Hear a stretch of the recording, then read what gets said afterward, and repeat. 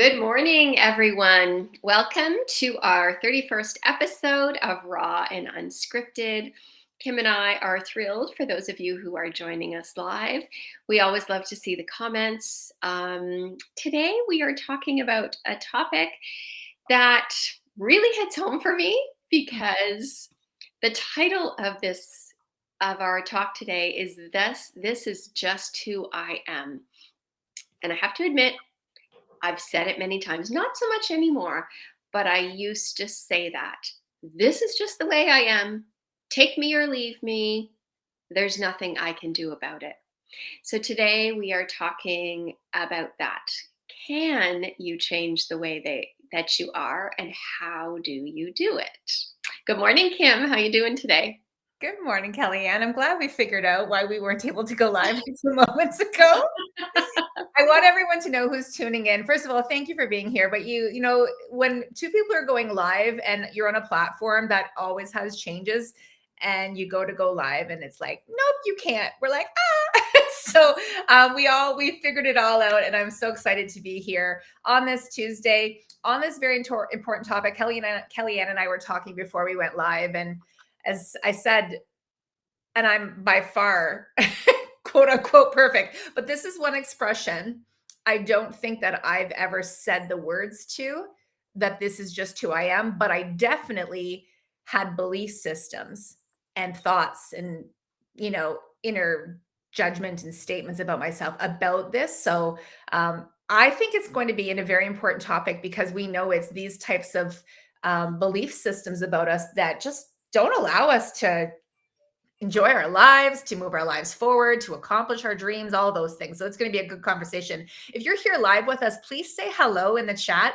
I want to say that last week, there's Joanne. Hi, Joanne. Last week, somehow I couldn't see your comments coming in, but I can see your comments today. So this is good. Please say hi, stay engaged in the conversation, and let's go, Kellyanne. Awesome. So most of us believe or have been led to believe that I'm going to talk a little bit, I'm going to use the word personality today, um, because your personality is your attitudes and behaviors and beliefs about things, the things that create the person that you are. Most of us believe that our personality is fixed, that this is who I am. And for years, that's what I believed about myself. I knew there were things that I didn't like about my personality, but I really did think that there was nothing I could do about it. Now, that definitely let me off the hook because if you think you can't change it, that's a great excuse, right? That means you don't have to take any responsibility for it. Well, I'm like this way because this is how my grandma was, or this is how my dad was. So this is just a part of who I am. And that there is new research that says that our personality is not fixed, that it is flexible, that we can actually choose the personality that we want to have. And that, I guess, this is kind of an exercise I've been going through over the last probably 5 years of really changing my personality. I'm a very different person than I used to be. And Can we just speak to that? Like, can you yeah, just, in case you weren't going to, if I would have met you 7, 8, 9, 10 years ago, who would Kellyanne have been at that time? oh, you wouldn't have liked me very much, Kim. Mhm. I was a very angry woman. And that came out in everything for me. I was harsh, I was judgmental, I was critical. I never took the blame, the responsibility for anything. Everything I blamed everybody else for everything that was happening to me. I blamed my circumstances.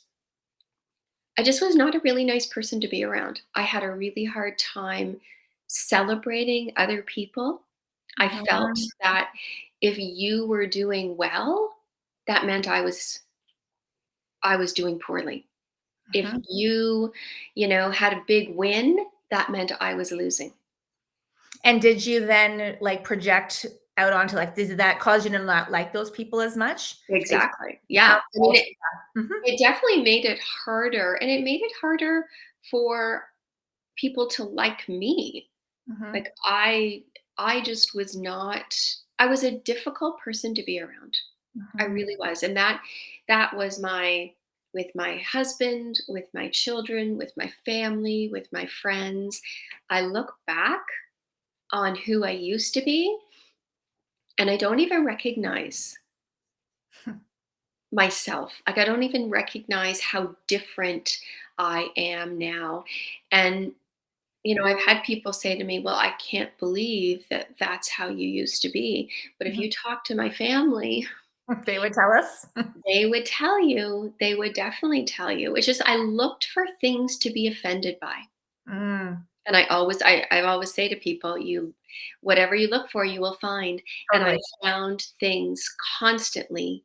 I was a right fighter. I always fought. I was the first one to stand up and fight, even when fighting was not necessary.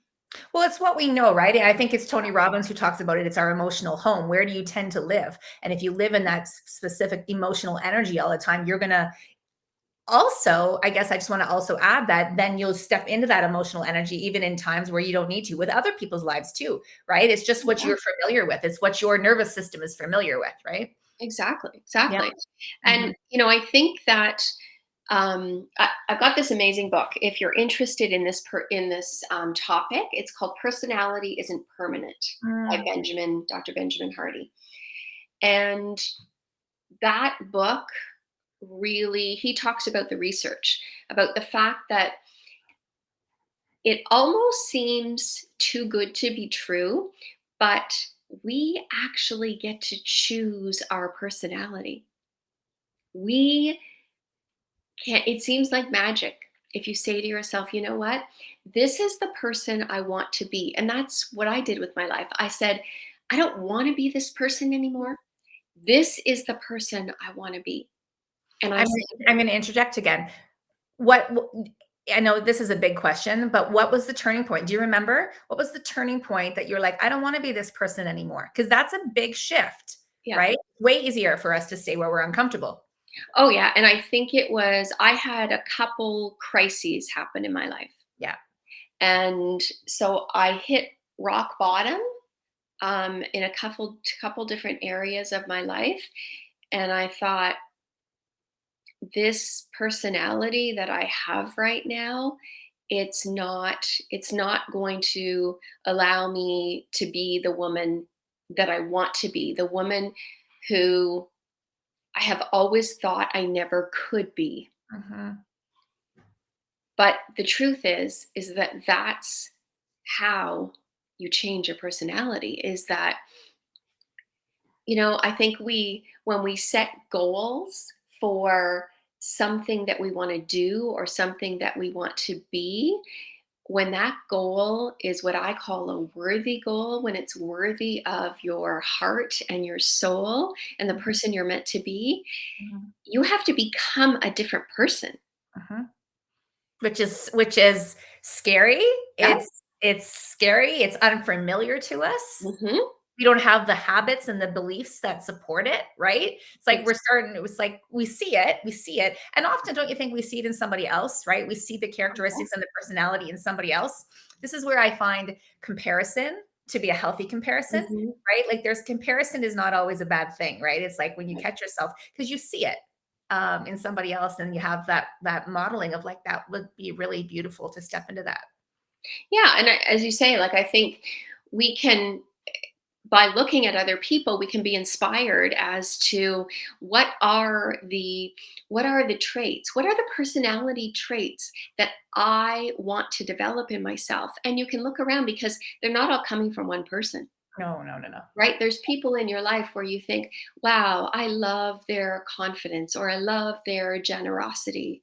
um, and those are the things that you can learn to build into your own personality. Mhm. And Mm, it's a it really is a chosen, you get to choose who you want to be. mhm.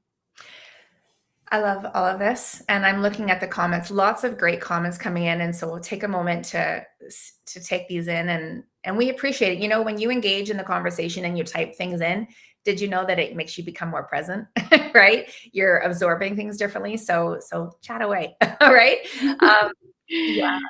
You know what? I think it really comes down to the fact that we have to have those we have to be honest with ourselves, right? Like we all know that life can be very full and we don't even know some of the ways that we're behaving or the ways that we're thinking or the ways that we're talking. It's just very familiar to us, right? Mhm, So I always wish that people would learn what's possible for them sooner in life. And I don't mhm, know if this is the same conversation. Are we meant to learn it sooner? I don't know.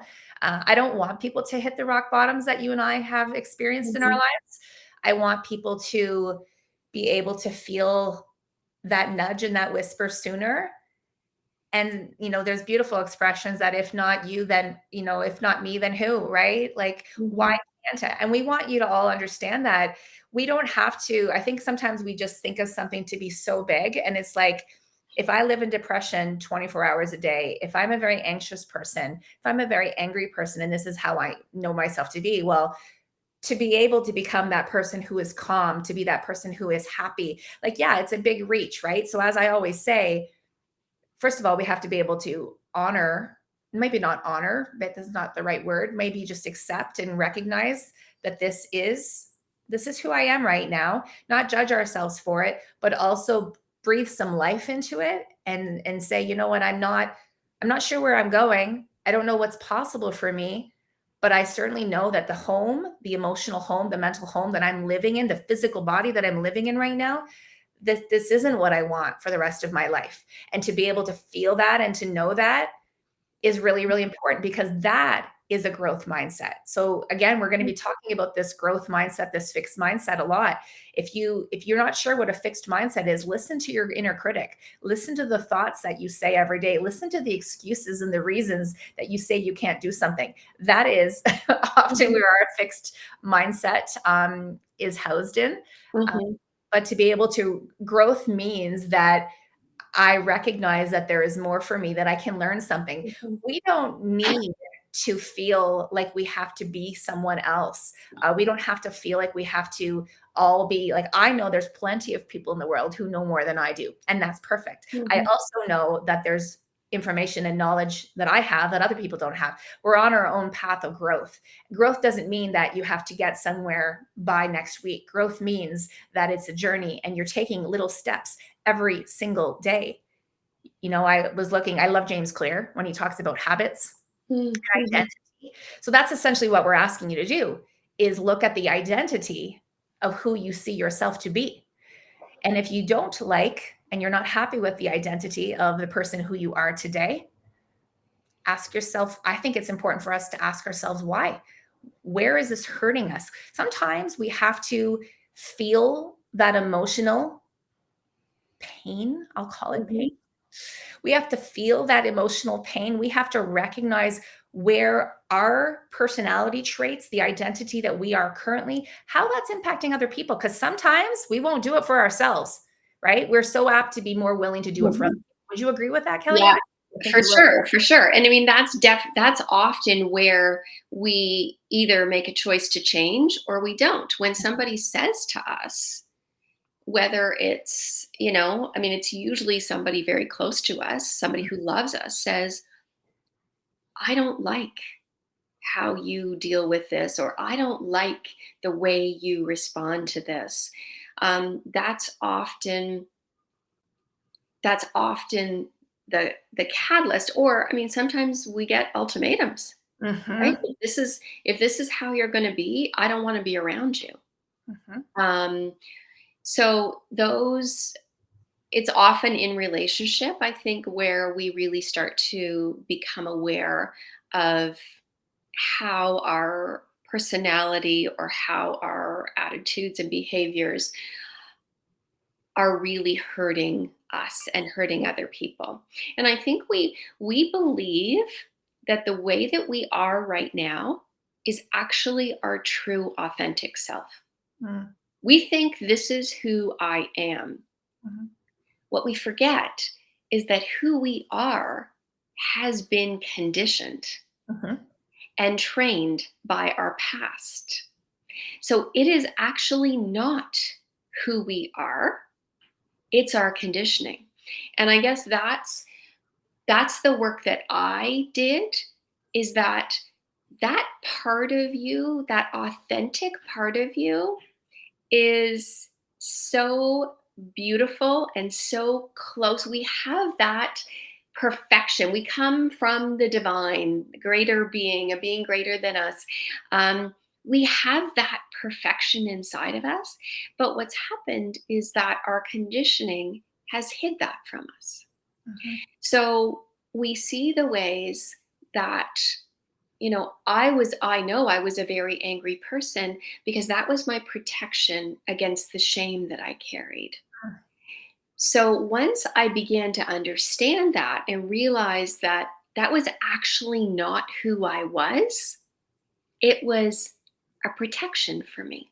mhm. It served me well for a while. Well, and I think that that's important as we recognize that these, because otherwise we're going to judge ourselves for who we are, right? Mhm. You have to remember any of the identity patterns, the behaviors, the ways of living, they have been brought in to help keep us safe, to help keep us somewhat feeling okay in our current situation. So we can't judge ourselves for what we've picked up, but Right. it's also recognizing now that this is no longer serving me. It's not helping me anymore at this stage of my life. Yeah. And they become patterns. Yep, They 100%. become patterns that we just keep playing over and over. Mhm, And we're maybe in a situation where we are perfectly safe, mhm, but we still continue the pattern. mhm, So it's getting curious about why do I have this part of my personality? Where did it come from? What are the beliefs that I have around myself? And do I need this anymore? Do I want to change this? If I change it, is my life going to be better? mhm. And I would say definitely, because there's just so many of those parts of our personality that are coming from places where we've been hurt, Yeah. the wounds. Yeah. Yeah. And Mhm, that's the thing, right? We're moving through our lives right now to protect ourselves. And yeah, again, you said it at the beginning of the call, but whatever it is that we believe, we are going to see it out into our world. And thank you for the comments that are coming in. I love coming into the comments when I can during the call. And otherwise, I come back to them afterwards. I know you're reading them right now. Thank you for mhm, sharing everything that's coming in. Here's what I would love us to think about, is this can feel like a big job for people. It's like mhm, that's why we don't do it, right? mhm. Amongst everything else that's going on in our lives, you want me to change my personality too. I don't have time for that. Where do I clock that? Where can I put that in my schedule? A time That's block. you. Change personality here, right? Listen, this is what we're talking about. We're talking about little steps. We're talking about let's find an example. Um, let's say you're the type of person who is very reactive, very hostile, very quick to snap at people. There's lots of things that you can do for that, and this is by far not in the order, nor is there this is a list that's full. But here's what I'm thinking about. I'm thinking about learning how to practice being mindful, practice being more in your body, breathing. I'm thinking about learning how to work on calming your nervous system. To me, it's in the nervous system. If we can look at finding more ways to be able to bring ourselves from fight or flight into our parasympathetic, into our rest and digest, into our restore, that's going to help our bodies not feel like, if you think about it, if your water's already bubbling, okay, I'm going to use the analogy of cooking on the stove.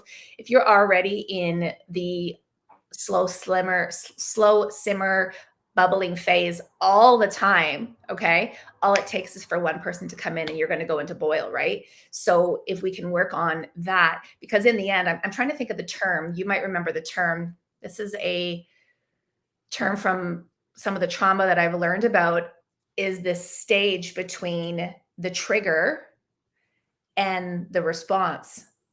And this is the time that we want to learn how to stretch out and Mhm. create more space for ourselves to be able to practice the pause, to walk away, and to then be able to respond for ourselves to the other person in ways that are going to be more supportive versus being reactive. So the reason I just said all that is I'm saying there's little steps that you can take. And to me, a lot of them is just really recognizing what is your current day-to-day energy, emotional state that you're walking around in, and start to do things that are going to help to positively improve that. Yeah, I totally agree. I think, you know, what I did, and that's exactly what I did, Kim, is I started to give myself a minute Mhm. between. Normally, I would react right Yeah. away. I'd say the mean thing. I would do the mean thing, and I started to slow myself down. Mhm. And to often, the one thing that I did a lot of too is if you choose, if there's one part, I would encourage you to kind of choose one part of your Mhm. personality, one part, one behavior, one part of your attitude that maybe you want to look at first. And when you do that, what I would do, what I found really helpful is giving myself that pause, but I also found it very helpful to rehearse it in my mind. Mhm. So if I knew I was going into a situation where I might be what I would say triggered, well, I triggered myself. It wasn't other people triggering me. It was my thing that I had to fix. Mhm. Um, but where I knew that I was going to be challenged by that old behavior or thought or that I didn't want to have, before I walked in there, I would play it out in my mind. So I would, okay, so if they say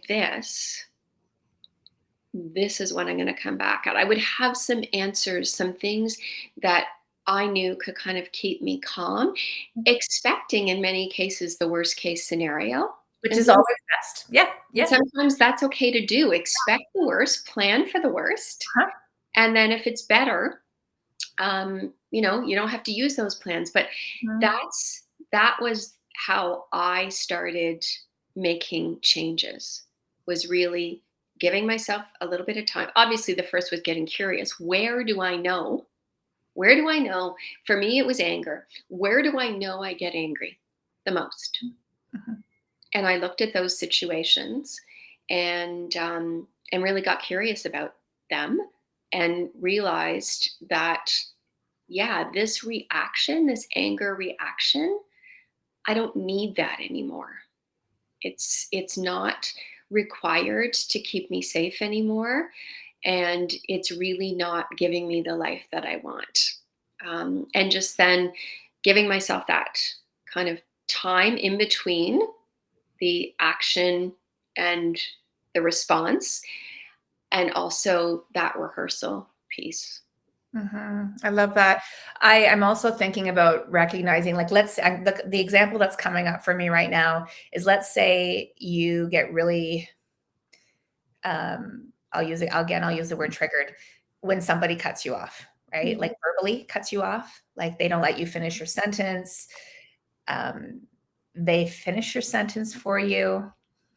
They're Mhm. not giving you your attention, and those things, when you can start to go, "Oh, you know what? I feel that feeling." That's the other thing I wanna share, is it's a feeling. Often we feel it somatically in our body, we feel the energy in our body. I feel that feeling. I don't know what it is, but the feeling's the same, so pay attention to those things too. But a lot of the time, it's because that person is now mirroring something from your past, right? It's like you felt this when your parents never gave you the time. You were told to just be quiet, to sit still. So it's like, there's certain reasons why certain things are going to be the things that Mhm. agitate you. Mhm. right? And so being able to have that, if you can do that on your own, if you are able to do that, a lot of people can't, right? We only see what we can see. That's the Mhm. benefit of having Exactly. a coach in your life Yeah. or a therapist. They help you see things that you don't see. But being able to do that, then you're able to then approach the situation differently. You can, instead of being reactive, you can speak to the person who you feel that feeling. They might not even know it. I'm sharing this. I'm going to be completely transparent here. I'm sharing this because I have a tendency sometimes to cut my husband off. Yes, I do. Right? And so he's brought that to my attention. And I think, like, I've allowed myself to really explore that, and why I do it, because it's giving him a space for him to talk to me about it too, right? So that's all I'm saying here is to be able to go into these situations not from a guarded place. See, if you're guarded and you're afraid that someone's going to like come after you, you're going to do everything. You're going to have all your weapons out and you're going to be there to protect yourself, because that's ultimately what we want to do. But if Mhm. we are able to create safety in our relationships, which is something that we're all working on, then Mhm. we're able to explore it differently, right? Yeah, I agree. And I think the one thing, and this is something that, because of my work in changing myself, I look at other people differently too. I used to believe, well, if she did that to me then, she's going to do it again. Like, past behavior is the best predictor of future behavior.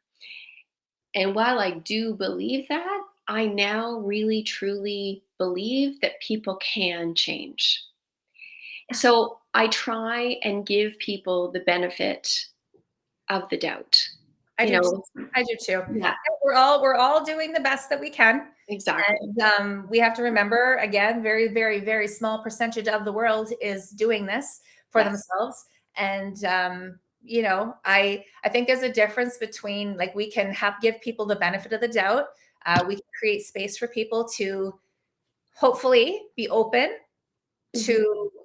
to exploring this within themselves, but it still also requires us to then take care of ourselves too, right? So we're not saying, well, just let somebody walk all over top of you. That's not what we're Yeah, saying. But no, but I listen. mean, yeah, like, I mean, I know how much I've changed, right? And Mhm. so I, again, this kind of goes, and you've said it yourself, how much you've changed. This is why I always believe you're planting the seeds. Lead by example, continue to show up in the world. This Mhm. is another message for all of us, is to be our authentic selves, right? Be who we are. Be that person that you want to become. Lead, Yeah, become her. And you'll recognize how much this will positively inspire other people, more than you even know, more than you'll ever know. exactly. And I think that whole idea of becoming her, Mhm. act as if. Practice if, You yep. know, there were many times where I didn't see myself as a generous person, and I would say, "You know what? I'm gonna act as if I am generous." Even when I didn't fully believe that I was. Mhm. And the more I started acting as if, the more I became that person. So it's not fake it till you make it, Mhm. but it's put on that, um, put on that coat of who you want to be, wear it, and all of a sudden, it's amazing. But your beliefs will begin to change because your thoughts are going to change about it, and your actions change, and then your results change. Yeah. So it really is important to think about who you want to be. There was a quote in that book, Personality Isn't Permanent. And, I guess when I talk about becoming the woman you want to be, that's setting a goal. And the quote was, "Your personality should come from your goals. Your goals shouldn't come from your personality." And I liked that because I thought, if your personality, if you're saying to yourself, well, I'm a procrastinator, I don't know how to study, I don't know how to memorize, and yet you want to go and do some higher education, but you say to yourself, well, I can't do that. I'm not even going to make that a goal because my personality won't allow me to do that. That's not the way we should create our goals. We create that beautiful, worthy goal, and then we alter our personality to reach that goal. We become the woman who can reach that goal. I love it. We were on the same thought. I'm going to share some of the little tidbits I wrote down because they're right on the same. This is from James Clear. He says, don't let the result, that end result, that final goal define you, because that's a fixed mindset and that often keeps us living as a victim. He says, instead, focus on the habits that form the better identity, that form the identity. So it's like, I want to be the person who is going to be putting my exercise and workout clothes out beside me before I go to bed at night. And I'm going to be the person who's going to turn off my alarm and not press snooze. I'm going to be the person who puts my feet on the ground and is grateful for another day. You focus on those habits. He says, cultivate the skill. And then he says, you're taking on, this is the NLP. We talk about this from an NLP standpoint. Take on the traits and the habits and the routine of the person you want to be. So you're building the identity of the type of person who gets to enjoy those results. So, and this is so much more doable. Let's just focus on the tasks that allow us to get there. Take that on. So you're kind of like working backwards. So it's like, if I want to be a person who is more confident in myself, what does that require? Well, that requires me to be able to speak more of my truth. That requires me to wear the clothing that I want to wear. That requires me to move my body in the ways that I want to do.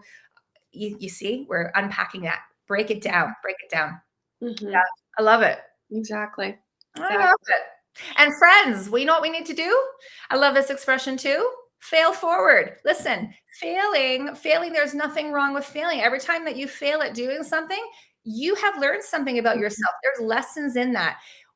As long as we're trying things that are moving us forward in the direction that we want to go, depending on what that looks like for you personality wise and identity wise, you're moving towards her, right? So the failing is just part of the process. We can talk about failure a lot, right? And this is a journey. Like, it's a journey to, I like to say, like, you're peeling away the layers of the onion, all that conditioning to get to who you truly are under there. And that is a journey. It's, no matter how far along you are on the journey, there's always further to go. And I think that when you, I just lost my train of thought. I was going to say something and I lost it. Yeah, it's gone. Oh, I know what I was going to say. You only fail when you stop trying. So that failing forward, yes, you learn something with every time you fail, and you try and be, I've done it. You try and be that person that you want to be, and you fail in doing it. That's okay. You just keep trying. But it's when you stop trying that you're actually not growing, but you're dying, because you can't stay stagnant. Nothing on earth, nothing alive can stay stagnant. A plant cannot stay in its exact same form. An animal cannot stay in its exact same form. It is either growing or it's dying. So choose to grow. Choose to fail. Yeah, do so bravely. Yes. Courage comes by the act of doing, friends. Yeah. It's the act of doing. Thank Yeah. you for tuning in, everyone. Thank you for being here. As always, we appreciate your conversation. We appreciate you sharing these too, right? If you see it show up on your Facebook, please share it out. Share our YouTube channel with everyone and that you feel could benefit from it. And of course, it goes without saying, but I'm going to say it, that Kellyanne and I are here. We both work. This is the work that we do with women. We both do it in our own unique ways. But a lot of the foundations and the things that we talk about on Raw and Unscripted are part of the very important work that we get to do every single day. And I know we're grateful for it, eh? Yes. Yeah. So good. This is such important work, whether it's work that we're doing, work that the women are doing on their own. It's all just, to me, the most important work that you can do. It's the work on yourself. Yeah. And then encourage another woman, right? This is what we do. We link arms and we bring another woman with us, right? Yeah. All right. We'll see you again next Tuesday, same time, same place. And until then, have a good day. All right. And be kind to yourself. I feel like Ellen DeGeneres whenever I say that. Be kind to yourself, everyone. Goodbye, everyone. Enjoy your day.